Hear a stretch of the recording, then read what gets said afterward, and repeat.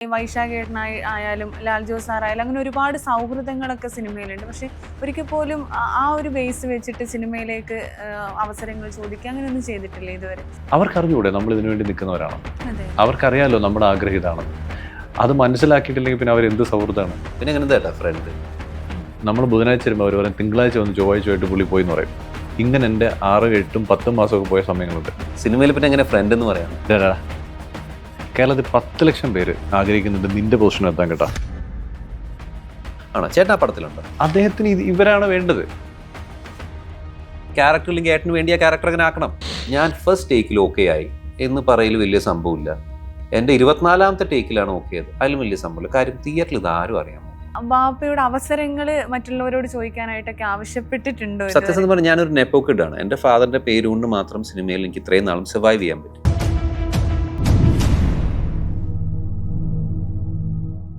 കാമ്പുള്ള മലയാള സിനിമകളെ എന്നല്ല ലോക സിനിമയെ എല്ലാവരും സ്വീകരിക്കാറുണ്ട്. മലയാളി പ്രേക്ഷകർ നല്ല സിനിമകളെ എന്നും ഇരുകൈയും നീട്ടിയിട്ടാണ് സ്വീകരിക്കാറുള്ളത്. അങ്ങനെ ഫെബ്രുവരി 28-ന് മറുവശം എന്നൊരു സിനിമ തിയേറ്ററുകളിലേക്ക് എത്തുകയാണ്.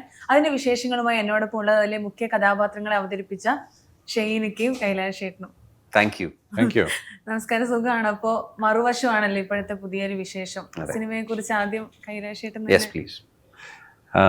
മറുവശം പേര് സൂചിപ്പിക്കുന്ന പോലെ തന്നെ ഒരുപക്ഷെ സാധാരണ പോകുന്നതിനപ്പുറത്തേക്ക് ഒരു നോൺ ലീനിയർ പാറ്റേണിൽ മറ്റൊരു വശം സംസാരിക്കാൻ ശ്രമിക്കുന്ന ഒരു കഥയും കഥാസന്ദർഭമാണ്. നമ്മുടെ മലയാളത്തിലൊരു ഒട്ടുമിക്ക താരങ്ങളും ഇതിൽ പെർഫോം ചെയ്തിട്ടുണ്ട്. അനുറാം എന്ന് പറയുന്ന നമ്മുടെ ഒരു പ്രിയപ്പെട്ട സുഹൃത്തും ഇതിനു മുമ്പ് കല്യാണിസം, ദം, അതുപോലെ കള്ളം എന്നൊക്കെ പറയുന്ന സിനിമകൾ സംവിധാനം ചെയ്തിട്ടുള്ള സംവിധായകൻ്റെ കൂടി സിനിമയാണ്. ഒരു സുഹൃത്തുക്കളുടെ ഒരു അന്തരീക്ഷം ഈ സിനിമയുടെ ലൊക്കേഷനിൽ കുറച്ചും കൂടി ഒരു കംഫേർട്സുകളും നല്ല കുറേ അനുഭവങ്ങളും നമുക്കും പേഴ്സണലി ഉണ്ട്. ഇതൊക്കെയാണ് മറുവശത്തിൻ്റെ 28-ാം തീയതിയാണ് റിലീസ്, ഫെബ്രുവരി. ലൈഫിൽ നിങ്ങൾ എല്ലാവരും നല്ല സുഹൃത്തുക്കളാണോ? അതെ, റിയൽ ലൈഫിൽ? അതെ അതെ, തീർച്ചയായിട്ടും. കൈലാഷ് എനിക്ക് വർഷങ്ങളായിട്ട് അറിയാം. ഒബ്വിയസ്ലി കൈലാഷ് നമ്മൾ ആദ്യം അറിയുന്നത് നീലത്താമര അല്ല സോങ്ങിലൂടെയാണ്. അപ്പം അങ്ങനെയുള്ളൊരു സ്റ്റാറിന് വളരെ അടുത്ത ഫ്രണ്ട് ആവുന്നത് അൻരാമേട്ടൻ്റെ സർക്കിളിലൂടെയാണ്. ഞങ്ങൾ ഡയറക്ടറിൻ്റെ സർക്കിളിലൂടെ ഞങ്ങൾ ഇത്ര അടുത്ത സുഹൃത്തുക്കളാവുന്നതും. എന്താ പറയുക, ഇപ്പോൾ ഷൂട്ട് കഴിഞ്ഞ് കൈലാഷേട്ടൻ ഇപ്പോൾ റൂമിലേക്ക് പോവുകയാണ്. അവിടെ വെയിറ്റ് ചെയ്യും. കാരണം ഞങ്ങൾ ഫ്രണ്ട്സ് എല്ലാവരും വന്ന് നമ്മൾ തുടങ്ങിയിട്ടില്ല, അന്നത്തെ രാത്രി തങ്കം തുടങ്ങിയിട്ടില്ല. അങ്ങനെ വെയിറ്റ് ചെയ്ത് അങ്ങനെ ഒരുപാട് ടൈം സ്പെൻഡ് ചെയ്യുന്ന വളരെ നല്ല സുഹൃത്തുക്കളുള്ള ഒരാളാണ്. അപ്പോൾ മറുവശത്തില് എന്താ പറയാ, കൈലാഷ് ചേട്ടനോട് അങ്ങനെ കിടപിടിച്ച് അഭിനയിച്ചിട്ടുണ്ടോ? എങ്ങനെയാ നിങ്ങളെ അഭിനയൊക്കെ? കൈലാഷേട്ടൻ പിടിച്ച് എൻ്റെ കഴുത്തിനാണെന്നുള്ളൂ. കഴുത്തിന് പിടിച്ച് കൊങ്ങയ്ക്ക് പിടിച്ച് പൊക്കി ഡയലോഗ് പറയുന്ന ചില സീക്വൻസ് ഉണ്ട്. അന്നാമേട്ടൻ ഈ മൂവി പറയുന്നത് അതിൻ്റെ മാക്സ് സിനിമയിൽ ചെയ്യാൻ പറ്റുന്ന ഏറ്റവും റോയസ്റ്റ് ഫോമിലാണ് ചെയ്തു വയ്ക്കുന്നത്. അതായത് നമ്മൾ സാധാരണ ആളുകൾ എങ്ങനെയാണോ അത് എത്രത്തോളം നമുക്ക് സിനിമ, നമുക്ക് അതിന് കുറച്ച് പരിമിതികളുണ്ട്. എക്സാക്ട്ലി ലൈഫ് പോലെ നമുക്ക് സിനിമയിൽ ചെയ്യാൻ കഴിയില്ല. പക്ഷെ അത് അതിന് മാക്സിമം നീതി പുലർത്തിക്കൊണ്ട് തന്നെയാണ് അദ്ദേഹം ചെയ്തത്. അപ്പോൾ കൈലാഷേട്ടൻ എന്നെ ഒരു ഹോസ്പിറ്റൽ സീക്വൻസിൽ ചോദ്യം ചെയ്യുന്നൊരു സംഭവമുണ്ട്. വളരെ വയലന്റ് ലാംഗ്വേജിൽ അദ്ദേഹത്തിന് കഴിച്ചെടുത്ത് ചൂടാവുന്നൊരു സംഭവം. അങ്ങനെയൊക്കെ ഞങ്ങൾക്ക് വർക്ക് ചെയ്യാൻ പറ്റി. കൈലാഷ് ചേട്ടൻ ഇങ്ങനെ എല്ലാ വേഷങ്ങളും തന്നെ പല വേഷങ്ങൾ അഭിനയിക്കാനുള്ള ഒരു ഭാഗ്യം കിട്ടിയിട്ടില്ല. പോലീസായിട്ട് തന്നെ ചെയ്തിട്ടുണ്ട്. അപ്പം പോലീസ് വേഷങ്ങൾ ചെയ്യുമ്പോൾ ഒരു പ്രത്യേകതയുണ്ടോ? ആ ഒരു നമ്മൾ ആ MT സാറിന്റെ ആ കഥാപാത്രത്തിൽ നിന്നൊക്കെ മാറി ഒരുപാട് സിനിമകൾ ചെയ്തു. പക്ഷെ ആ ഒരു കഥാപാത്രത്തെ നോക്കിക്കൊണ്ട ഒരാളാണ്. അപ്പൊ അതിൻ്റെ അകത്ത് നീ ഇവിടെ എത്തിയപ്പോൾ എന്താ തോന്നുന്നത് കൈലാഷ് ചേട്ടൻ്റെ ആ ഒരു ആക്ടിങ് ഇതൊക്കെ? കൈലാഷ് ചേട്ടൻ ഒരുപാട് ടാലൻറ്റഡ് ആയ, ഒരുപാട് എക്സ്പീരിയൻസ്ഡ് ആയ ആക്ടേഴ്സിൻ്റെ ഒപ്പം വർക്ക് ചെയ്യാൻ സാധിച്ചിട്ടുണ്ട്. അപ്പോൾ അതിലൊരാൾ എൻ്റെ ഫാദറിൻ്റെ ഒപ്പം പിന്നെ ഏറ്റവും വലിയ സൂപ്പർ സ്റ്റാർസിൻ്റെ ഒപ്പം അല്ലാതെ തന്നെ ഒരുപാട് റേഞ്ച് ഓഫ് ആക്ടേഴ്സിൻ്റെ ഒപ്പം വർക്ക് ചെയ്യാനുള്ള ടെക്നീഷ്യൻസ്, ഡയറക്ടേഴ്സ്, റൈറ്റേഴ്സ് ഇവരുടെയൊക്കെ ഒപ്പം വർക്ക് ചെയ്യാനൊരു ഭാഗ്യം അദ്ദേഹത്തിന് ലഭിച്ചിട്ടുണ്ട്. അപ്പോൾ ആ എക്സ്പീരിയൻസ് അദ്ദേഹം സിനിമയിൽ വരുമ്പോൾ നമ്മളോടും നമുക്കും അത് തരാറുണ്ട്. ഇപ്പോൾ അദ്ദേഹത്തിൻ്റെ ബോഡി ലാംഗ്വേജ്, പോലീസ് യൂണിഫോം ഒക്കെ സൂപ്പറായിട്ടാണ്. അത് മാത്രമല്ല ചില ഷോട്ടിൽ അദ്ദേഹം ചില ബോഡി ലാംഗ്വേജ് ചില സംഭവങ്ങളുണ്ട്. ഇപ്പോൾ ഇതിൽ എനിക്കൊരു ബെൽറ്റ് റേസ് ചെയ്ത് ഒരു നമുക്ക് സിനിമ കാണുമ്പോൾ മനസ്സിലാവും.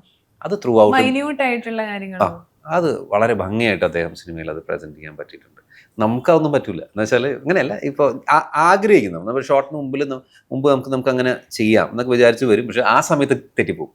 പക്ഷെ അദ്ദേഹം വളരെ ബ്രില്യൻ്റ് ആയിട്ട് അത് ചെയ്യും. സെറ്റ് മാനേജ് ചെയ്യാൻ വളരെ വളരെ കഴിവുള്ള ഒരാളാണ്. ഒരു ആക്ടറിന് ചെറിയൊരു സംശയം ഡയറക്ടർ അത് പറഞ്ഞ് ടൈം പോവുകയാണെങ്കിൽ പുള്ളിക്ക് അത് മാനേജ് ചെയ്യാൻ അറിയാം. ഓക്കെ, നമുക്ക് ഡിലേ ആവുകയാണ്, ഇപ്പം തന്നെ പടപട എന്നെടുക്കാന്ന് പറഞ്ഞാൽ പുള്ളി അത് കൺവിൻസ് ചെയ്ത് ആർക്കും ഒരു വിഷമവും ഇല്ലാതെ വളരെ സ്മൂത്തായിട്ട് ആ കാര്യം അങ്ങ് പോകും. അത് അദ്ദേഹം സിനിമയ്ക്ക് മുൻപ് ഇവന്റ് മാനേജ്മെന്റ് ചെയ്തതിന്റെ ഒരു മാനേജ്മെന്റ് ആയിരിക്കും അല്ലേ? അതുകൊണ്ടല്ല, ഞാൻ ഈ നമ്മളെക്കാട്ടിൽ ലോകം കണ്ട, നമ്മളെക്കാട്ടിൽ അനുഭവമുള്ള ഒരുപാട് ആൾക്കാർക്കൊപ്പം ഇരിക്കാനും അവരോടൊക്കെ ഇടപെടാനും പറ്റി എന്നുള്ളതാണ്. എന്തെങ്കിലും നമുക്ക് നല്ലതുണ്ടെങ്കിൽ കുഴപ്പമൊക്കെ ഞാൻ എൻ്റെ ക്രെഡിറ്റ് വെക്കാം. നല്ലത്. അപ്പം അങ്ങനെ ഒരു അനുഭവങ്ങൾ എനിക്ക് ഒരുപാടുണ്ട്. ഇപ്പം പറയുമ്പോഴാണ് ഒരുപക്ഷെ നെടുമുടി വേണിച്ചേട്ടനൊപ്പം KPS ലളിത ചേച്ചിക്കൊപ്പം എനിക്ക് വർക്ക് ചെയ്യാൻ പറ്റാതിരുന്ന ഒരാൾ തിലകൻ സാറിനോടുകൂടെ എനിക്കൊരു സിനിമയൊന്നും വയ്ക്കാൻ പറ്റിയില്ല. ഞാനുള്ളപ്പോഴൊക്കെ പിന്നെ അദ്ദേഹത്തിന് കുറച്ച് വയ്യാതായ സമയമായി. അതെ. അങ്ങനെ കുറേ ഇപ്പം ജഗദീഷ് ശ്രീകുമാർ, അദ്ദേഹത്തിനൊപ്പം എനിക്ക് കുറച്ച് 4-5 സിനിമകളിൽ വർക്ക് ചെയ്യാൻ പറ്റി. ഇപ്പം അതുകൊണ്ട് നമുക്ക് എന്തെന്നുള്ളതല്ല, നമ്മൾ ഇവരുടെയൊക്കെ സിനിമകൾ കണ്ടിട്ടാണ്. പിന്നെ ഇവരൊക്കെ ഒരു ഷോട്ടിലേക്ക് അപ്രോച്ച് ചെയ്യുന്നൊരു രീതിയുണ്ട്. അതൊരു ഭയങ്കര ആരാധന നമുക്ക് ഇവരോട് അങ്ങ് തോന്നിപ്പോകും. പിന്നെ ഇവരെ ഒരു കാര്യത്തിനോട് പ്രശ്നം ഉണ്ടാക്കലല്ല, ഒരു കാര്യത്തിനെ മാനേജ് ചെയ്യില്ല. അങ്ങനെയൊക്കെ ആണ് നമ്മളിതിങ്ങനെ ഇതിങ്ങനെയായിരുന്നോ, അവിടെ മറ്റേതില്ല, ഒരു കാര്യം ചെയ്യും എന്നാൽ ഇത് കിട്ടോ എന്നൊക്കെ പറഞ്ഞിട്ട് അടുത്ത ഓപ്ഷൻസ് ആണ്. കലശയുടെ ഒരുപാട് കഥകൾ നമുക്ക് പറഞ്ഞു തരാറുണ്ട്. എനിക്ക് പെട്ടെന്ന് ഓർമ്മ വെച്ചാൽ നമ്മുടെ സെറ്റിൽ മറ്റ് സെറ്റിൽ ഉണ്ടായ ചില കഥകൾ പറഞ്ഞു തരാറുണ്ട്. അതിലൊന്ന് ദൈവത്തിന്റെ സ്വന്തം ക്ലീറ്റസിൽ അന്ന് മഴ പെയ്തിട്ടേ കലശം പറഞ്ഞ എൻ്റെ ഫാദർ ആ സിനിമയിൽ അഭിനയിക്കുന്ന മമ്മൂക്കയാണ് അതിലെ ഹീറോ. അവരുടെ ഗാങ്ങിൽ കൈലാഷായിട്ട് ആ മഴ കാരണം അവരുടെ ഒപ്പം കൂടെ ആയി. ആ സമയത്ത് മഴ തീർന്ന് ഷൂട്ട് ചെയ്യാൻ പറ്റും. അപ്പോൾ അവിടെ ഉണ്ടായ ചില കോൺവെർസേഷനൊക്കെ കൈലാഷേട്ടൻ വളരെ രസമായിട്ട് അത് പ്രസന്റ് ചെയ്ത് പറഞ്ഞു തരാറൊക്കെ ഉണ്ട്. കൈലാഷേട്ടൻ അങ്ങനെ ഒരുപാട്, ഇപ്പം ആ ഒരു മൂവി ഒരുപാട് വിശേഷം ചോദിക്കാണ്ട് അതിന് മുന്നേ നമുക്ക് ഈ മറുവശത്തിലേക്ക് വരുമ്പം അനുരാമേട്ടനാണ്. അനുരാമേട്ടൻ അങ്ങനെ നമ്മൾ പണ്ടൊക്കെ പറയാറുണ്ട്, ഈ ജഗതി ചേട്ടനായാലും അതുപോലെയുള്ള എല്ലാവരും, നെടുമുടി ചേട്ടനാകട്ടെ, തിലകൻ ചേട്ടൻ, അവരൊക്കെ സ്വതസിദ്ധമായിട്ട് ആ സീനിലില്ലാത്ത വിധത്തിൽ അഭിനയിക്കുമ്പോഴാണ് ഒരു നടൻ പൂർണ്ണമാകുന്നതെന്ന് പറയുന്നുണ്ട്. അപ്പോൾ ആ ഒരു ഇതെല്ലാം കണ്ടു വന്ന ഒരാളെന്ന്, അല്ലെങ്കിൽ ഇങ്ങനെയുള്ള ഇപ്പൊ സിനിമ ചെയ്യുമ്പോൾ ഇപ്പൊ മറുവശത്തിലായാലും അങ്ങനെ നമ്മുടേതായിട്ടുള്ള മാനറിസങ്ങളൊക്കെ അതിൽ ഉപയോഗിക്കാൻ ഡയറക്ടർ സമ്മതിച്ചിട്ടുണ്ടോ? എങ്ങനെയാണ്? നമുക്കിപ്പോൾ ഒരു കാര്യം അറിയാമെന്നുള്ളത് കൊണ്ട് ഇന്ന് രാവിലെ ഷോട്ടിലത് ഇന്നലെ ഒരു കാര്യം നമ്മൾ അറിഞ്ഞു, അല്ലെങ്കിൽ നമുക്ക് മനസ്സിലായി, അത് നാളെ രാവിലെ പോയിട്ട് നമുക്ക് സിനിമയിൽ പെർഫോം ചെയ്യാൻ പറ്റില്ല. അതിനൊരു റൈറ്റ് സ്പേസ് വരണം. ആ സ്പേസ് വരുമ്പോഴാണ് നമുക്ക് ആ കാര്യം ഇന്ന പോലെ ആയിരുന്നു, അങ്ങനെയാണെങ്കിൽ ഇതിങ്ങനെയാണോ എന്ന് ആലോചിക്കാൻ പറ്റുള്ളൂ. അപ്പോൾ സിനിമ എപ്പോഴും ഞാൻ വിചാരിക്കുന്നത്, ലാലൂട്ടൻ പറഞ്ഞൊരു ഭയങ്കര ഡയലോഗാണ്, സിനിമ കാത്തിരിക്കുന്നവൻ്റേതും കൂടിയാണ് എന്ന് ലാൽ ജോസ് എൻ്റെ അടുത്ത് ഒരിക്കൽ പറഞ്ഞെനിക്ക് ഞാൻ ഭയങ്കരമായിട്ട് ഇങ്ങനെ ബൈബിൾ പോലെ സൂക്ഷിച്ചു വെക്കുന്ന കുറച്ച് വേർഡ്സുകളിൽ ഒരെണ്ണമാണത്. കാരണം കാത്തിരിക്കണം. കാരണം എനിക്കറിയുന്ന കാര്യം അപ്ലൈ ചെയ്യാൻ, അല്ലെങ്കിൽ എനിക്ക് മനസ്സിലായ കാര്യം അപ്ലൈ ചെയ്യാൻ അങ്ങനത്തെ ഒരു സീൻ വരണം. അപ്പോഴേ അത് ചെയ്യാൻ പറ്റുള്ളൂ. അങ്ങനെ കാത്തിരിക്കുക എന്നുള്ളതാണ്. അപ്പം അത് എവിടേക്കോ കാത്തിരിക്കണം, അത് സംഭവിക്കുന്നുണ്ട്. പിന്നെ കുറച്ചൊക്കെ നമ്മുടെ മാത്രമല്ല, അത് ആ മൊമെന്റ് ആരൊക്കെ നമ്മുടെ കൂടെ ഉണ്ട്, നമ്മളുടെ ഒരു ദൈവാധീനം, ഗുരുത്വം, അങ്ങനത്തെ കുറേ ഫാക്ടേഴ്സ് ആണ്. എല്ലാത്തിനും ഒരു സമയം ഉണ്ടെന്ന് പറയുന്നതിൽ വിശ്വസിക്കുന്നുണ്ടോ? എല്ലാത്തിനും സമയമില്ല. സമയം നമ്മൾ സമയത്തിനൊപ്പം നമ്മൾ സഞ്ചരിക്കുക എന്നുള്ളതേ ഉള്ളൂ. എല്ലാത്തിനും സമയമുണ്ടെന്ന് പറഞ്ഞാൽ നമ്മൾ വീട്ടിലിരുന്നാൽ നമുക്കൊന്നും സംഭവിക്കില്ലല്ലോ. നമ്മളെ സമയത്തിനൊപ്പം സഞ്ചരിക്കുകയും കൂടി വേണം. അപ്പോൾ നമുക്ക് വേണ്ടി ചിലപ്പം ഒരു സമയം തരും. അങ്ങനത്തെ ചില സമയങ്ങളിൽ നമ്മൾ എത്തിപ്പെടും. ഇപ്പോൾ ദൈവത്തിൻ്റെ സ്വന്തം ക്ലീറ്റസിൽ പെട്ടെന്ന് മഴ പെയ്തു. അപ്പം ഭയങ്കര ഓപ്പൺ ആയിട്ടുള്ള സ്ഥലത്ത് ഷൂട്ടിംഗ് നടക്കുക. അപ്പോൾ അവിടെ ഇവിടെയൊക്കെ ചെറിയ ചെറിയ സ്ഥലങ്ങളേ ഉള്ളൂ. കയറി എല്ലാവരും ഓടിക്കയറി, ഞാനും ഓടിക്കയറിയപ്പോൾ അവിടെ മമ്മൂക്കയും സിദ്ദിഖ അവർ ഓടിക്കയറിയ സ്ഥലത്തൊക്കെ ഞാനും കയറിയത്. പിന്നെ ഒരു 2 മണിക്കൂർ മഴ പെയ്യുക. അപ്പം മഴ തീരല്ലേ എന്ന് നമ്മൾ വിചാരിക്കുക. കാരണം ഇവരിങ്ങനെ കാര്യങ്ങൾ പറയാം, നമുക്ക് ഇങ്ങനെ മറ്റേത് ഇങ്ങനെയാണ്, അതിങ്ങനെ പോയി, അപ്പം ഇങ്ങനെ സംസാരിക്കും. അയ്യോ എന്തൊരു, അപ്പം ആ മഴ നൽകിയ സമ്മാനമാണത്. ആ മഴയില്ലെങ്കിൽ ആ സംസാരം എനിക്കില്ല. അപ്പം നമ്മൾ അവിടെ എത്തിയില്ലെങ്കിലോ, ആ മഴ സമയത്ത് ഒരു കുട മേടിച്ച് എനിക്ക് വേണമെങ്കിൽ വേറൊരു സ്ഥലത്തേക്ക് പോകാം. പക്ഷെ ആ മഴ നനഞ്ഞ കുടയ്ക്ക് കാത്തിരിക്കാതെ ഓടിയതുകൊണ്ടാണ് കിട്ടിയത്. അപ്പോൾ നമ്മൾ ആ മഴക്കൊപ്പം ഓടുക എന്നുള്ളല്ലോ, ഇതിങ്ങനെ സംഭവിക്കുന്നതാണത്. അങ്ങനെ എന്നെ സംബന്ധിച്ച് എനിക്ക് ലൈഫിൽ കിട്ടിയതെല്ലാം എൻ്റെ കൗതുകങ്ങൾ കൂട്ടിയിട്ടുള്ളൂ, എനിക്ക് എൻ്റെ അതിശയങ്ങൾ കൂടിയിട്ടുള്ളൂ. ഇപ്പോഴും പഠിച്ചുകൊണ്ടിരിക്കുകയാണ്. എന്താ പറയാ, പിന്നെ കുറച്ച് ആൾക്കാർ പഠിപ്പിക്കുന്നുണ്ട് സ്ഥിരം ഡെയിലി. പഠിപ്പിച്ചിട്ടുണ്ടോ അങ്ങനെ സ്പേസിന്റെ കാര്യം പറഞ്ഞു. ഇല്ല, ടിപ്സിന്റെ അങ്ങനെയല്ല. ഇപ്പൊ ജയശങ്കരേട്ടനൊക്കെ പറയും, നമ്മൾ ഷോർട്ടിന്റെ ഇടയിൽ ഞാൻ ഈ പടത്തിൽ വർക്ക് ചെയ്യുമ്പോൾ ഓപ്പോസിറ്റ് ഡയലോഗ് പറയായിരിക്കും, ഞങ്ങൾ കേൾക്കുകയായിരിക്കും എന്ന് പറയുമ്പോൾ, എടാ ഞാൻ നിന്നെ 2 പ്രാവശ്യം നോക്കി, നീ എന്താ എന്നെ നോക്കായിരുന്നു, നമ്മൾ നോക്കണമായിരുന്നു. ഇങ്ങനെ പരസ്പരം നോക്കുന്ന സംഭവമുണ്ട്. അങ്ങനെയൊക്കെ പറഞ്ഞു. ഇപ്പൊ കലക്ഷൻ ഈ സ്പേസിനെ കുറിച്ച് പറഞ്ഞു. അപ്പൊ അനുരാമായിട്ട് നമ്മുടെ അത്ര അടുത്ത സുഹൃത്താണല്ലോ. മറ്റേത് സിനിമയെക്കാളും നമുക്ക് എന്തെങ്കിലും ഇപ്പൊ നമുക്ക് കയ്യിൽ നിന്ന് ചെയ്യുക, അല്ലെങ്കിൽ ഇംപ്രൂവൈസ് ചെയ്യുക, കറക്റ്റ് വാക്കാ ചെയ്യണമെങ്കിൽ സാധ്യത കൂടുതൽ ഈ ഫിലിമിലാണ്. ബിക്കോസ് ഇവിടെ നമ്മൾ ഇത്തിരി പാളിപ്പോയാലും അന്നാമേട്ടൻ അന്ന് പ്ലസന്റ് ആയിട്ട് വന്ന് അത് കറക്റ്റ് ചെയ്യുകയും ചെയ്യും. ഇപ്പം മറ്റൊരു വലിയ പടത്തിൽ, ഇപ്പം ഞാൻ റോഷൻ ആൻഡ്രൂസ് സാറിൻ്റെ പടത്തിൽ ഞാൻ അഭിനയിച്ച സല്യൂട്ടിൽ, അവിടെ എനിക്കത് ചോദിക്കാനുള്ള ധൈര്യമില്ല. ബിക്കോസ് ആ സെറ്റ് ആ സാറിനോടുള്ള ബഹുമാനമൊക്കെ കൊണ്ട് നമുക്ക് അങ്ങനെ കയ്യിൽ നിന്ന് വരില്ല. അദ്ദേഹം പറയുന്നത് എക്സാക്ട്ലി. അപ്പോൾ ഈ ഒരു സെറ്റിൽ നമുക്ക് ആ ഒരു സ്വാതന്ത്ര്യമുണ്ട്. അപ്പോൾ അത് കുറേ കൂടി ഈസിയർ ആക്കും കാര്യം. അപ്പോൾ അങ്ങനെ ഒരു ടെൻഷൻ ഇല്ലാതെ അഭിനയിക്കാൻ പറ്റിയൊരു സെറ്റായിരുന്നു അല്ലേ മറുവശത്തിന്റെ?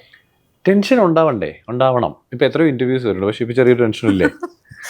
അതെ, അതെ. നമ്മുടെ ഓരോ ഇന്റർവ്യൂസിലെ നമ്മൾ എടുത്താകുമ്പോൾ നമുക്ക് ഒരു ചെറിയൊരു ടെൻഷൻ ഉണ്ടാവും. അത് നമ്മൾ ചെയ്യുന്ന കാര്യത്തെക്കുറിച്ചുള്ള നമ്മുടെ ബോധ്യമാണ്, അല്ലെങ്കിൽ ഇതാണ് ഇപ്പൊ ഞാൻ ചെയ്യുന്നതെന്നുള്ള നമ്മുടെ അലേർട്ട്നെസ് ആണ് ബേസിക്കലി. അപ്പോൾ നമുക്ക് ആദ്യത്തെ ദിവസം ചെല്ലുമ്പോൾ നമുക്ക് അത് ശരിയാവണേ, നമ്മൾ അതിലേക്ക് ലാൻഡ് ചെയ്യണേ, അതിലേക്ക് കിട്ടണേ, നമ്മളുടെ ഭാഗത്തൊരു മിസ്റ്റേക്ക് വരണം അറ്റ്ലീസ്റ്റ്. ഒരു ഷോട്ട് തന്നെ ഒരുപാട് തവണ ആൾക്കാർ എടുക്കാറുണ്ടെന്നൊക്കെ കേട്ടിട്ടുണ്ട്. അപ്പോൾ അങ്ങനെ ഒരുപാട് തവണ ടേക്കൊക്കെ പോവാറുണ്ടോ? ഇപ്പൊ ഞാൻ സിനിമയിലോട്ട് കുറച്ച് അധികം നാളെ, ഏകദേശം 10 വർഷമായി. അപ്പൊ അതുകൊണ്ട് തന്നെ എൻ്റെ ആ ഒരു ടെൻഷൻ മാറി. അതായത് ഞാൻ ഫസ്റ്റ് ടേക്കിൽ ഓക്കെ ആയി എന്ന് പറയൽ വലിയ സംഭവമില്ല. എൻ്റെ 24ാമത്തെ ടേക്കിലാണ് ഓക്കെ ആയത്, അതിലും വലിയ സംഭവമില്ല. കാര്യം തിയേറ്ററിൽ ഇത് ആരും അറിയാൻ പോകില്ല. സ്ക്രീനിൽ സിനിമ വരുമ്പോൾ ഇത് എത്രാമത്തെ ടേക്കിലാണ് എൻ്റെ ഈ അഭിനയം എന്നുള്ളത് ഒരാളും അറിയാൻ പോകുന്നില്ല. വേറെ കാര്യമുണ്ട്, എൻ്റെ മിസ്റ്റേക്ക് കാരണം 24 ടേക്ക് പോയാൽ ഒബ്വിയസ്ലി അവിടെ ഒരുപാട് സമയനഷ്ടം വരുന്നുണ്ട്. പല ടെക്നീഷ്യന്മാരുടെ വർക്ക് കൂടും. ഈ പ്രഷറൊക്കെ ഉള്ളത് സത്യം. ഞാൻ ഒറ്റ ടേക്കിൽ ഒരാൾ നന്നായി പെർഫോം ചെയ്തു എന്നുള്ളതുകൊണ്ട് അയാൾ ഗംഭീരം നടന്നാവുന്നില്ല. ഞാൻ കേട്ട വലിയ വലിയ ഹോളിവുഡ് ആക്ടേഴ്സൊക്കെ അവർ മനഃപൂർവ്വം തെറ്റിക്കണം. ഇത്രയും ടേക്ക് കഴിയുമ്പോഴാണ് അവരുടെ ആക്ടിങ് ഇമ്പ്രൂവ് ആവുക എന്ന് പറഞ്ഞു. കാരണം അതോടെ അവരുടെ ടെൻഷൻ മാറി. ഇനിയിപ്പോൾ അതല്ല, ഇനിയിപ്പോൾ അവർക്ക് പ്രോപ്പറായിട്ട് ആ ക്യാരക്ടറിലേക്ക് വരാമെന്നൊക്കെ പറഞ്ഞു. നമ്മൾ അങ്ങനെയല്ല, ടേക്ക് എത്ര ആയിക്കോട്ടെ, അതല്ല എന്നെക്കൊണ്ട് ഇത്രേ പറ്റുള്ളൂ എന്നുള്ള രീതി നമ്മൾ കണ്ടിന്യൂസ് ആയിട്ട് പോവുക. ഡയറക്ടർ ഹാപ്പിയാണ് അവരെ പെർഫോം ചെയ്യാൻ. ഡയറക്ടറാണ് ഏത് ഷോട്ടാണ് വെക്കുക എന്ന് തീരുമാനിക്കും. ചിലപ്പോൾ എൻ്റെ ആദ്യത്തെ ഷോട്ട് തന്നെ ആയിരിക്കും വെക്കുക, നമുക്കറിയില്ല. അപ്പോൾ ആ ഒരു ടെൻഷൻ എൻ്റെ മാറിയിട്ടുണ്ട്. പിന്നെ ടേക്ക് എടുക്കാനും കൂടി ഉള്ളതാണ് സിനിമ. അതുകൊണ്ടാണ് സിനിമ. നമ്മൾ ഇപ്പം നാടകം നമ്മളൊരു സ്റ്റേജിൽ പെർഫോം ചെയ്യുമ്പം നമ്മൾ മാക്സിമം റിഹേഴ്സൽസ് കഴിഞ്ഞ് ബൈ ഹേർട്ട് ചെയ്താൽ ചെല്ലുന്നത്. എത്രയോ മാസങ്ങൾ റിഹേഴ്സൽ. ബിക്കോസ് ആ പെർഫോമൻസിന് റീടേക്ക് ഇല്ല. അത് അല്ല, നേരിട്ട് കാണുന്നുള്ളതല്ല, അത് സ്റ്റേജ് പെർഫോമൻസ് ആണ്. അത് അപ്പോൾ മിനിമം 3 മാസമോ 2 മാസമോ നമ്മൾ പഠിച്ച് സെറ്റിൽ ചെയ്തിട്ടാണ് പോകുന്നത്. ഇത് നമ്മൾ രാവിലെ ചെന്നിട്ടാണ് ഇന്ന് ഷൂട്ട് ചെയ്യാൻ പോകുന്ന വീഡിയോ ചിലപ്പോൾ നമ്മൾ രാവിലെ കാണുന്നത് അല്ലേ? അതിപ്പോൾ എല്ലാ ആക്ടേഴ്സും അങ്ങനെ തന്നെയാണ്. അപ്പം അവിടെ നിന്ന് നമ്മൾ അതിലേക്ക് എത്തുകയാണ്, അവിടെ നിന്ന് അങ്ങനെ ആവാൻ നോക്കുകയാണ്. നമ്മൾ അന്ന് രാവിലെ ചിലപ്പോൾ ഒരു കോഫിയുടെ കപ്പ് വന്നിട്ടുണ്ട്, ജീവിതത്തിലായിട്ട് നമ്മളന്ന് കോഫിയുടെ ആ കപ്പ് കാണുന്നത്. പക്ഷെ നമുക്ക് കഴിഞ്ഞ 5 വർഷമായി കുടിക്കുന്നത് പോലെ ഫീൽ ചെയ്യണ്ടേ? അപ്പൊ അതുകൊണ്ട് റിഹേഴ്സൽസോ റീടേക്കോ അല്ല, സിനിമ കാണുന്ന പ്രേക്ഷകർക്ക് കൃത്യമായ ബോധ്യമുണ്ട്. പലതരം ഷോട്ടുകൾ ഒരേപോലെ അടുപ്പിച്ച് വെച്ചിട്ടാണ് ഒരു സീൻ ഉണ്ടാക്കിയിട്ടുള്ളതും സീനുകൾ കണ്ടിന്യൂ ചെയ്യുന്നിടത്താണ് സിനിമ ഉണ്ടായെന്നുള്ളത് അറിഞ്ഞിട്ടാണ് നമ്മൾ കാണാൻ ചെല്ലുന്നത്. അപ്പോൾ അതുകൊണ്ട് അത് എത്രാമത്തെ ടേക്ക് എന്നുള്ളത് സിനിമയ്ക്ക് ഫാക്റ്റ് അല്ല, ശരിക്കും ബാധിക്കുന്നില്ല. കാരണം ആ റീടേക്ക് എടുക്കാൻ പറ്റുന്നതുകൊണ്ടാണ് നമ്മൾ അതിന്റെ സിനിമ എന്ന് പറയുന്നത്. ഞാൻ വർക്ക് ചെയ്തൊരു ചീഫ് അസോസിയേറ്റ് മനീഷേട്ടൻ എന്നാണ് പുള്ളിയുടെ പേര്. എൻ്റെ ഫേവറേറ്റ് ചീഫ് അസോസിയേറ്റ് അല്ല അദ്ദേഹം, കാരണം അങ്ങനെ വഴക്കൊക്കെ പറയുന്ന ആളാണ്. പക്ഷെ ഒരുപാട് ലെസൺസ് പുള്ളി പഠിച്ചു. അതിലൊന്നാണ് പുള്ളി എന്നെ പറഞ്ഞു, എടാ ഞാൻ ഇത്രയും വർഷമല്ല സിനിമയിൽ, ചില ആക്ടേഴ്സ് പെർഫോം ചെയ്തിട്ട് ഞങ്ങൾ പട്ടപ്പം കൈയടിച്ചിട്ടുണ്ട്, അടിപൊളി. അതിൽ ടേക്ക് കഴിഞ്ഞതും അവിടുത്തെ ക്രൂ മൊത്തം കൈയടിച്ചിട്ട് തിയേറ്ററിൽ ഒരു അനക്കവും ഇല്ലാത്ത സീൻസ് ഞങ്ങൾ കണ്ടിട്ടുണ്ട്. എന്നുവെച്ചാൽ ഞങ്ങൾ ഞെട്ടിപ്പോയത്, ഇതിനൊക്കെ നല്ല തമാശ, നല്ല ചിരിച്ചുള്ള ഹ്യൂമർ ആണെങ്കിൽ ഭയങ്കരമായിട്ട് അപ്രീഷിയേറ്റ് ചെയ്ത് തിയേറ്ററിൽ ഒരു അനക്കമില്ല. 30 അല്ലെങ്കിൽ ടേക്കൊക്കെ പോയി തെറ്റിച്ച് മതി ഇത് മതി എന്നൊക്കെ പറഞ്ഞ് ആക്ടർ ഒരുപാട് വിഷമിച്ച് കരഞ്ഞു പോയ സീൻസ് തിയേറ്ററിൽ വരുമ്പോൾ കൈയടിക്കണേ കണ്ടിട്ടുണ്ട്. അൾട്ടിമേറ്റ്ലി ഓഡിയൻസിന്റെ കയ്യിലാണ്. ഇനിയിപ്പോൾ നമ്മൾ എന്തൊക്കെ പറഞ്ഞാലും ശരി, ഓഡിയൻസ് അല്ല, ആ സീൻ വർക്ക് ആയാൽ, ആ ഒരു മാജിക് സംഭവിച്ചാൽ ഇതൊക്കെ അപ്രസക്തമാണ്, ഇതിന് ഇമ്പോർട്ടൻസ് വരുന്നത്. ഇപ്പം ഈ മൂവിയിലാണ് ജയശങ്കരേട്ടനാണ് ഒരു പ്രധാന കഥാപാത്രത്തെ അവതരിപ്പിക്കുന്നത്. അപ്പോൾ ഇത് ശരിക്കും ഒരു റോബറി, ആ ഒരു ലൈൻ, അങ്ങനെ ഒരു ത്രില്ലർ മൂവിയാണോ ഇത്? എങ്ങനെയാണ് ഈ മൂവി? തീർച്ചയായിട്ടും അതൊരു സസ്പെൻസ് ത്രില്ലർ തന്നെയാണ്. ഒരു ATM സെക്യൂരിറ്റിയുടെ പോയിന്റ് ഓഫ് വ്യൂവിൽ കഥ പറയുന്ന സിനിമയാണ്. ജയശങ്കരേട്ടൻ ഏറ്റവും ഗംഭീരമായി ചെയ്തിട്ടുള്ളൊരു കഥാപാത്രമാണ്. അദ്ദേഹം തന്നെയായിരുന്നു ആ സിനിമയിൽ എത്തേണ്ടിയിരുന്നിരുന്നത്, അല്ലെങ്കിൽ അദ്ദേഹമാണ് ആ ക്യാരക്ടർ എന്ന് നമുക്ക് പലപ്പോഴും തോന്നിച്ചിട്ടുള്ള സമയങ്ങൾ, ലൊക്കേഷൻ നമുക്ക് ഉണ്ടായിട്ടുണ്ട്. അദ്ദേഹം ആ യൂണിഫോം ഇട്ടിരിക്കുമ്പോൾ രാത്രികളിൽ കാവലിരിക്കുന്ന ഒരു സെക്യൂരിറ്റി. പക്ഷേ അയാൾക്ക് ജീവിതത്തിൽ വേറെ പ്രശ്നങ്ങളുണ്ട്, അയാൾക്ക് വീട്ടിൽ വിഷയങ്ങളുണ്ട്, അപ്പോഴും പൈസ എടുക്കാൻ വരുന്ന ഓരോരുത്തരുടെ മാനസികാവസ്ഥ പലതാണ് എന്നൊക്കെ പറയുന്ന ഒരു പക്ഷേ പണത്തിന് കാവലിരിക്കുന്ന പൈസക്ക് ആവശ്യമുള്ള ഒരാൾ എന്നൊക്കെ നമ്മൾ ആലോചിക്കാത്ത ഒരുപാട് കാര്യങ്ങളുണ്ട്. പലപ്പോഴും നമ്മൾ ചിലപ്പോൾ വളരെ സന്തോഷമായിട്ടോ ടെൻഷനായിട്ടോ മറ്റൊരാളെ സഹായിക്കാൻ വേണ്ടിയിട്ടോ ഓടി ATMലേക്ക് കയറും. പലപ്പോഴും ചിലപ്പോൾ കണ്ടോ മഴയൊക്കെ ഉള്ളപ്പോൾ അല്ലെങ്കിൽ എന്തെങ്കിലുമൊക്കെ ഉള്ളപ്പോൾ ഈ പാവം സെക്യൂരിറ്റീസൊക്കെ ചിലപ്പം ഈ അകത്ത് കയറിയിരിക്കും. അപ്പോൾ നമുക്ക് ചിലപ്പോൾ ഇഷ്ടാവില്ല അത്. ബിക്കോസ് ഞാൻ എന്തോ എൻ്റെ പൈസ എടുക്കാൻ വരുമ്പോൾ സെക്യൂരിറ്റി പുറത്ത് നിൽക്കേണ്ടതല്ലേ എന്നൊക്കെ പറയുന്ന ചില ചിന്തകൾ എവിടെയെങ്കിലുമൊക്കെ നമുക്ക് ഉണ്ടായിട്ടുണ്ട്. അപ്പോൾ അതൊന്നും അല്ല, അവരും മനുഷ്യരാണ്, അവർക്ക് വീടുണ്ട്, അവിടെ അയാളെ ഹീറോയെ കാണുന്ന ഒരു മക്കൾ അവരുടെ വീട്ടിലുണ്ട് എന്നൊക്കെ പറയുന്ന ഒരു മറുവശമുണ്ട്. ആ മറുവശം സംവിധായകൻ ഈ സിനിമയിൽ പറയാൻ ശ്രമിക്കുന്നുണ്ട്. കാരണം അങ്ങനെയുള്ള ഒരുപാട് പേർക്ക് ഈ സിനിമ നന്നായിട്ട് റിലേറ്റ് ചെയ്യാൻ പറ്റും അല്ലേ? ഈ സെക്യൂരിറ്റിയുടെ ലൈഫ് തന്നെ ആരെങ്കിലും അങ്ങനെയായിട്ട് പഠിച്ചിട്ടുണ്ടോ? അദ്ദേഹം അങ്ങനെയുള്ള ഒരു സെക്യൂരിറ്റിയുടെ മാനറിസങ്ങളൊക്കെ പഠിച്ച് അദ്ദേഹം 30 വർഷം സിനിമയിൽ അനുഭവമുള്ള ആളാണ്. അതിനെക്കാട്ടിൽ വലിയ എന്ത് ലേണിംഗ് ആണ് അദ്ദേഹത്തിനുള്ളത്. ടാലന്റഡ് ആക്ടേഴ്സ് അല്ലേ മലയാളത്തിൽ എല്ലാവരും. അവർക്കൊരു സ്പേസിലേക്ക് വരിക എന്നുള്ളതാണ്, അവസരങ്ങളാണ് ഒരു ആക്ടർക്ക് സത്യത്തിൽ അത്യാവശ്യം എന്ന് പറയുന്നത്. ആവശ്യമായുള്ള അനുഭവങ്ങളുള്ള ഒരാൾക്ക് നല്ലൊരു ആക്ടർ ആവാൻ പറ്റും എന്ന് പറയുന്നത് അല്ല, അനുഭവങ്ങൾ അതിന് പ്ലസ് ചെയ്യുന്നുള്ളതാണ്. ബേസിക്കലി നമ്മളെല്ലാവരും ഏറ്റവും കൂടുതൽ ഒരു മനുഷ്യൻ്റെ ജീവിതത്തിൽ നമുക്ക് സിനിമ കാണുമ്പോൾ എല്ലാവർക്കും തോന്നില്ലേ, ശേ ഞാനായിരുന്നു അത് ഇങ്ങനെ ചെയ്തേനെ. സിനിമ കാണുന്ന ഒരു 99% ആൾക്കാരുടെ മനസ്സിൽ തോന്നുന്ന കാര്യമാണ്, ഞാനായിരുന്നു ഇങ്ങനെ ചെയ്തേനെ, ഞാനാണ് ഇതിൽ നന്നായി ചെയ്തേനെ, അയാളിത് ശരിയായില്ല. ഇതെന്തുകൊണ്ട് നമുക്ക് തോന്നുന്നത് വെച്ചാൽ നമ്മൾ ജീവിതത്തിൽ ഏറ്റവും കൂടുതൽ ജനിച്ച് മരിക്കുന്നവർ ഏറ്റവും കൂടുതൽ ട്രെയിൻ ചെയ്യുന്നത് അഭിനയിച്ചിട്ടാണ്. കാരണം നമ്മൾ കള്ളം പറഞ്ഞ അമ്മയോടും ടീച്ചർമാരുടെ മുമ്പിൽ അറിയാമെന്ന് വ്യാജത്തരം കാണിച്ചും അപ്പം ഏറ്റവും വലിയ ട്രെയിനിങ് എന്ന് പറയുന്നത് നമ്മുടെ ലൈഫിൽ ചെയ്യുന്നത് അഭിനയമാണ്. ഇന്റർവ്യൂവിൽ ഇരുന്നവരോന്ന് പറയുന്നത് ആ ട്രെയിനിങ് നമുക്ക് ലൈഫിൽ അതാത് പ്രായത്തിൽ നമ്മൾ എല്ലാവരും ചെയ്യണം. എല്ലാവരും അഭിനയിക്കുകയാണ് റിയൽ ലൈഫിൽ. അല്ലല്ല, റിയൽ ലൈഫിൽ മൊത്തത്തിൽ അഭിനയിക്കുന്നുള്ളതല്ല പറഞ്ഞേ. നമ്മൾ ഇപ്പം ഞാൻ ചോട്ടെ, ഇപ്പൊ നമുക്കൊക്കെ വീട്ടിൽ പ്രശ്നങ്ങൾ ഉണ്ടായിരിക്കാം, അല്ലെങ്കിൽ ഇത് കഴിഞ്ഞൊരു സ്ഥലത്ത് പോകാനുണ്ടാകും, ഒരു ടെൻഷൻ ഇല്ലാത്ത പോലെ നമ്മൾ ഇവിടെ ഇരിക്കുന്നില്ലേ? എനിക്ക് നല്ലതായിട്ട് തിരക്കുണ്ട്, അത് മനസ്സിലായി. അപ്പൊ ഞാൻ പറയുന്നത്, പക്ഷെ നമ്മളത് കാണിക്കാതിരിക്കുക എന്ന് പറയുന്നത് ഒരു കളത്തരാണത്. അതൊരു ട്രെയിനിങ് ഓഫ് ആക്ടിങ് ആണ്. അത് സിനിമയിൽ ആവശ്യമുണ്ടോ ഇല്ലെന്നുള്ളതല്ല ഞാൻ പറയുന്നത്. അതുകൊണ്ടാണ് നമുക്ക് തോന്നുന്നത് പക്ഷെ ഇത് ഞാനാണെന്ന് ചെയ്യുന്നത്. നമുക്കൊക്കെ ഇവിടെ തോന്നുന്നതിന്റെ ബേസിക് കേസാണ് അതാണ്. ഇപ്പോൾ ഷെയ്നൊക്കെയോട് ചോദിക്കുകയാണെങ്കിൽ നമുക്കിപ്പോൾ ഒക്കെ കാണുമ്പോൾ തോന്നുന്നത് പണ്ടത്തെ ആ സിദ്ദിഖൊക്കെയാണ് ഇനി ഹരിഹർ നഗറിലെയും അതുപോലെ തന്നെ എന്താ പറയാ ഗോഡ് ഫാദറിലെയും കാവടിയാട്ടത്തിലെയും ഒക്കെ ആ ഒരു ഭയങ്കര സൗന്ദര്യമല്ലേ, അത് അതുപോലെ തന്നെ കിട്ടിയിട്ടുണ്ട് ആ ഒരു സമയത്തുള്ള. അതല്ലേ, അതെ, അതൊരു പിന്നെ അത് മൈൻഡ് ആക്കുന്നില്ല ഞാൻ പറയുമ്പോ. അപ്പോ അല്ല, ഞാനത് തമാശ പറഞ്ഞ കേട്ടോ. അപ്പൊ അതുപോലെയുള്ള ആ ഒരു സംസാരം ആയിക്കോട്ടെ, വിനയം ആയിക്കോട്ടെ, എല്ലാം സിദ്ദിഖ് സാറിന്റെ അതുപോലെ തന്നെ കിട്ടിയിട്ടുണ്ട്. എന്താണ് ഇക്ക പറഞ്ഞു തന്നിട്ടുള്ള എന്തെങ്കിലും പാഠങ്ങളുണ്ടോ ഈ അഭിനയിക്കുമ്പോൾ? എന്തെങ്കിലും റിഹേഴ്സലൊക്കെ ചെയ്യാറുണ്ടോ വീട്ടില്? ഇല്ല, വാപ്സി ഇത്രയും കഥാപാത്രങ്ങൾ ചെയ്യുന്നുണ്ടല്ലോ, ഞാൻ ആലോചിക്കുന്നുണ്ട് വാപ്സി എപ്പോഴാണ് ഇതിനു വേണ്ടി പ്രിപ്പയർ ചെയ്യുന്നത്. അപ്പോൾ ഞാൻ ചോദിക്കാറുണ്ട്. കാര്യം ഷൂട്ട് കഴിഞ്ഞ് വാപ്സി വീട്ടിൽ വന്നാൽ മാക്സിമം വീട്ടിൽ തന്നെ നിൽക്കുന്ന ആളാണ്. ഇടയ്ക്ക് മമ്മൂക്കാനെ കാണാൻ പോയാൽ, അല്ലാതെ വാപ്സിക്ക് അങ്ങനെ ഭയങ്കര സ്ട്രോങ് ഫ്രണ്ട്സ് സർക്കിൾ. ഇപ്പോൾ ഞാനൊക്കെ എവിടെ പോകണം, ഫ്രണ്ട്സിനെ കാണാൻ പോകണം, അങ്ങനെ ഒരു പ്രോസസ്സ് ഉണ്ടല്ലോ നമുക്ക്. ഫ്രണ്ട്സിൻ്റെ ഒപ്പം അതില്ല. ഞങ്ങൾ വീട്ടിലെല്ലാവരും കൂടെ ചിലപ്പോൾ സിനിമ കാണാൻ പോകും, അല്ലെങ്കിൽ ചിലപ്പോൾ ഹോട്ടലിൽ ഭക്ഷണം കഴിക്കാൻ പോകും, അല്ലെങ്കിൽ വാപ്സി വീട്ടിൽ തന്നെ ഉണ്ടാവും. വീട്ടിൽ വാപ്സി അങ്ങനെ ഒരുപാട് വായിക്കുന്നതായിട്ട് തോന്നിയിട്ടില്ല. വായിക്കാറുണ്ട്. വാപ്സി ഒരുപാട് നേരം ഫോണിൽ സംസാരിക്കും. ഇപ്പോൾ വാപ്സിയുടെ വളരെ അടുത്ത സിനിമയിലെ സുഹൃത്തുക്കൾ അവരെയൊക്കെ സംസാരിക്കും. അപ്പോൾ അപ്പോഴാകാം ചിലപ്പോൾ ക്യാരക്ടറെ കുറിച്ച് സംസാരിക്കുന്നത് ചെയ്യുന്നത്. അപ്പോൾ ഇത് എപ്പോഴാണ് ഇമാജിൻ ചെയ്യുന്നത് വെച്ചാൽ എനിക്ക് ഇന്നേ വരെ ഇത് പിടിയിട്ടില്ല. എന്തെങ്കിലും ഒക്കെ ഓരോ ഈ ഇങ്ങനെയുള്ള മറുവശങ്ങൾ ഇങ്ങനെ കഥാപാത്രങ്ങളൊക്കെ ഇതാണ് എൻ്റെ കഥാപാത്രം അങ്ങനെയൊക്കെ പറയുമ്പോൾ എന്തെങ്കിലും ഒരു അഡ്വൈസ് അല്ലെങ്കിൽ ഇത് ഇങ്ങനെ ചെയ്താൽ നന്നായിരിക്കും അങ്ങനെയൊക്കെ ചോദിച്ചിട്ടുണ്ടോ? അങ്ങനെ ചോദിച്ചിട്ടില്ല. അങ്ങനെ ചോദിച്ചാൽ പറഞ്ഞു തരാനല്ലോ. ഇപ്പൊ ഞാൻ ഒരു സിനിമയിൽ പോപ്പിൻസ് എന്നാണ് ആ മൂവിയുടെ പേര്, അത് VKP ഡയറക്ട് ചെയ്ത. അപ്പോൾ ചെറിയൊരു പോർഷനിൽ വാപ്പച്ചിയും ആൻ അഗസ്റ്റിൻ ആയിട്ടുള്ളത്, അത് കൂർഗിലായതുകൊണ്ട് വാപ്പച്ചിക്ക് ഒറ്റയ്ക്ക് പോകാൻ മടിയാണ്, എന്നെയും കൊണ്ട് കാറിൽ ഇരുത്തിയിട്ട് ഞങ്ങൾ ഒരുമിച്ചാണ്. അപ്പോൾ അവിടെ ചെല്ലുമ്പോഴാണ് അറിയുന്ന സീൻ എന്താണ്.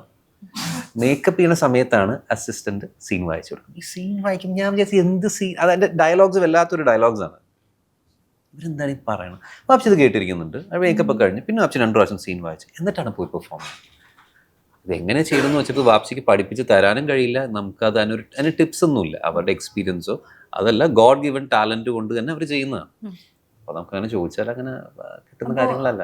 ഈ എന്താ പറയാ, അതൊരു പലപ്പോഴും ഒരു ഭാരമായിട്ടും കൂടി തോന്നില്ലേ പലരും. ഇപ്പം ഷഹീൻ എന്ന് പറഞ്ഞ നടനെ സിദ്ദിഖിക്കയുടെ മകൻ എന്ന ആ ഒരു ഇതിൽ തന്നെയാണ് ഇപ്പോഴും ഉള്ളത്. എന്ന് വെച്ചാൽ അതൊരു ആ ഒരു ഇതിൻ്റെ അകത്ത് നമ്മൾ ഒരുപാട് കഥാപാത്രം ചെയ്തെങ്കിൽ കൂടി അതിനെ ഒരു കരിയർ ബ്രേക്ക് എന്ന് പറഞ്ഞൊരു കഥാപാത്രം ലൈഫിൽ ഇതുവരെ വന്നിട്ടില്ല. അപ്പോൾ ബാപ്പയുടെ അവസരങ്ങൾ മറ്റുള്ളവരോട് ചോദിക്കാനായിട്ടൊക്കെ ആവശ്യപ്പെട്ടിട്ടുണ്ടോ? ഞാൻ ഈ അടുത്തൊക്കെ ചോദിച്ചു തുടങ്ങി. ആദ്യം വലിയ അഭിമാനമായിരുന്നു, ചോദിക്കൊന്നുമില്ലായിരുന്നു.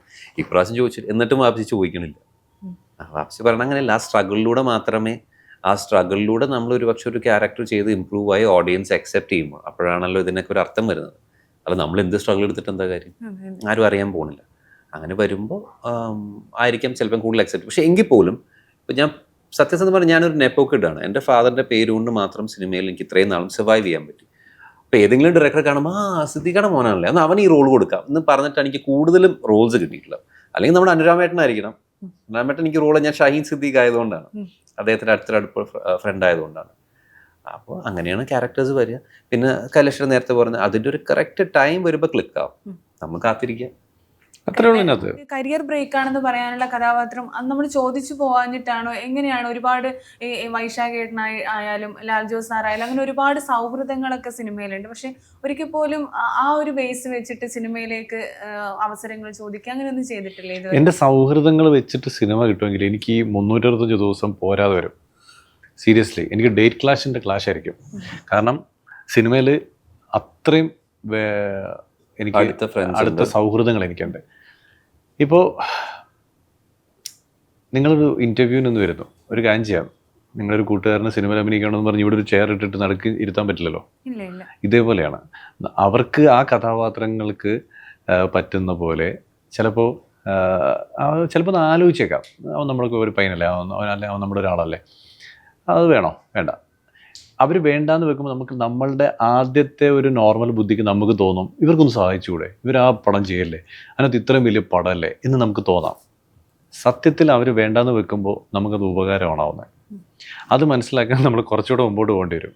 കാരണം നമ്മൾ ഒരിക്കലും ഫിറ്റ് ആവാത്തൊരു സ്ഥലത്ത് കൊണ്ടുപോയിട്ടെന്ന് വെച്ചോ, നമ്മൾ എവിടെയെങ്കിലും എത്തിയിട്ടുണ്ടെങ്കിൽ ഒരു 5 സ്റ്റെപ്പ് താഴേക്ക് നമ്മൾ വീഴുക. അത് നമ്മൾ മനസ്സിലാക്കാൻ ചിലപ്പോൾ ഇച്ചിരി മുമ്പോട്ട് കാലം കൊണ്ടുപോകും നമ്മളെ.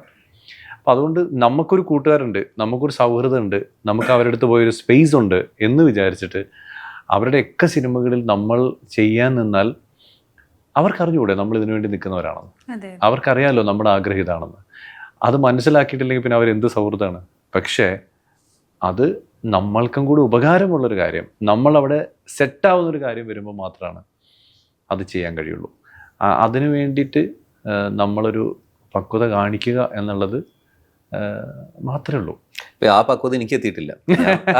കാരണം ഞാനിപ്പോൾ ആ സ്റ്റേജിലാണ്. വേറെ ആരോടോ ഞാനിങ്ങനെ സംസാരിച്ചു വന്നപ്പോൾ ഞാൻ ചോദിച്ചു, പുള്ളി പറഞ്ഞത് എൻ്റെ സുഹൃത്തിൻ്റെ ഫിലിം അല്ല, എൻ്റെ ഫ്രണ്ടാണല്ലോ മറ്റേത് ഡയറക്റ്റ് ചെയ്തത്. ചേട്ടാ ഫ്രണ്ടാണോ? എനിക്കറിയാം, ഇത്ര ആണോ? ചേട്ടാ പടത്തിലുണ്ടോ? ഇല്ല. പിന്നെ എങ്ങനെ ചേട്ടാ ഫ്രണ്ട്? സിനിമയിൽ പിന്നെ എങ്ങനെ ഫ്രണ്ട് എന്ന് പറയാം? നമ്മൾ ആ സിനിമയിൽ അല്ലടാ എനിക്കുള്ള ക്യാരക്ടർ ഒന്നും ഉണ്ടായില്ല, ക്യാരക്ടർ ഇല്ലെങ്കിൽ ഏട്ടന് വേണ്ടി ആ ക്യാരക്ടർ അങ്ങനെ ആക്കണം എന്നൊക്കെ പറഞ്ഞ് ഇങ്ങനെ തർക്കിക്കും. അത് നമുക്ക് തർക്കിക്കാൻ എളുപ്പമാണ്. ആ ഒരു ഫേസിലാണ് ഞാൻ നിൽക്കുന്നത്. ഇപ്പം നമുക്ക് നമ്മുടെ ഒരു സുഹൃത്തുണ്ടെന്ന് ഏരിയ, അല്ല നമുക്ക് സിനിമയ്ക്ക് പുറത്ത് പരിചയങ്ങളില്ലേ, അവരുടെ ഒരു കടയുടെ ഉദ്ഘാടനം ഉണ്ട്, നീ ഒന്ന് ഫ്രീ ആയിട്ട് വന്ന് ചെയ്തിട്ട് പോകും എന്ന് പറഞ്ഞൊരു 3 എണ്ണം ഓക്കെയാണ്. അതല്ലല്ലോ, അത് ഇയാൾക്ക് സിനിമയിൽ ഒരാളെ പരിചയമുണ്ടെന്ന് വെച്ചിട്ട് എല്ലാ ഉദ്ഘാടനത്തിനും വിളിച്ചോണ്ടാൻ പറ്റുമോ എന്ന് പറഞ്ഞാലാണത്. ഇല്ല, ഇല്ല. അങ്ങനെ കഴിയില്ലത്. അതിനൊരു അവിടെ അയാൾക്കൊരു ബഡ്ജറ്റ് ഉണ്ട് കൊടുക്കാൻ. ഓക്കെ, പ്രൊഫഷനോട് കാണിക്കുന്ന ഒരു ആ പ്രൊഫഷണലിസം എന്ന് പറയുന്നത് ഉണ്ടാവുന്നതാണ് സൗഹൃദം. അല്ലാതെ എനിക്ക് ഇന്നാളെ പരിചയം ഉണ്ടെന്നുണ്ടെങ്കിൽ ഈ പ്രിയൻ സാറൊക്കെ മോഹൻലാലിനെ അല്ലാതെ വേറെ ആരെങ്കിലും വെച്ചൊരു സിനിമ ചെയ്യാൻ പറ്റുമോ? ഇന്ത്യയിലെ ഓൾമോസ്റ്റ് ഓൾ ദ ആക്ടേഴ്സിനെ വെച്ച് ചെയ്തിട്ടുള്ള ഡയറക്ടറാണ് പ്രിയദർശൻ.